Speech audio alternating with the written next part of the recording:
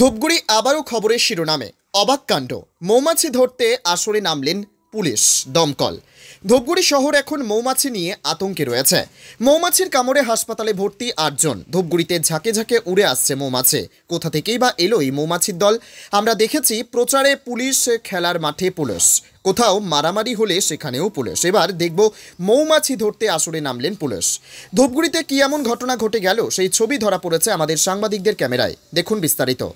আশেপাশের এলাকা থেকে ছুটে আসা উৎসাহিত মানুষের ভিড় ছিল চোখে পড়ার মতো। ঘটনায় এলাকায় চাঞ্চল্য ছড়িয়ে পড়েছে।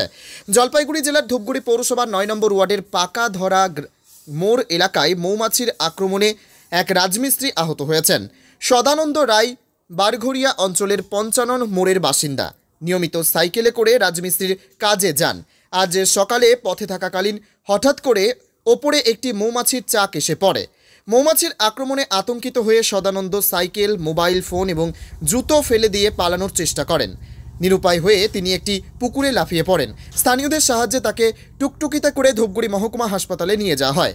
খবর পেয়ে ঘটনাস্থলে ছুটে যান ধূপগুড়ির সাংবাদিক সুবোধ রায়। তিনি সদানন্দ রায়ের সাথে কথা বলেন এবং তাকে চিকিৎসা দেওয়ার ব্যবস্থা করেন। সদানন্দ রায়ের পরিবারকেও খবর দেওয়া হয়। বর্তমানে সদানন্দ রায় ধূপগুড়ি মহকুমা হাসপাতালে পর্যবেক্ষণের অধীনে রয়েছে। জলপাইগুড়ি থেকে সানি রায়ের রিপোর্ট, HPR নিউজ।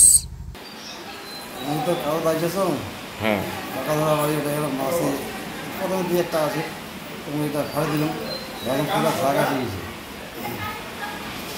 তারপরে ঠিক আছে, বাসা আছে ওখান থেকে ঘামা টাঙা দাও। কিছু লোক জমা হয়ে গেল, মোর ঘর আসি পাচ্ছে না, পুরো মাসি জায়গায় ঘুরে বেড়াচ্ছে। তারপরে মোর ভাসে যায়, তুই ওটি আমি অল্পখানে উঠিয়ে দৌড়ি যা, জল আছে টিকিটে থাকবে। এবার আমাদের শুরু হয় ব্যবসা পরিচয় আছে, ব্যবসা গেলাম। যাওয়ার পরে মাছগুলা এগুলো ঘুরেছে।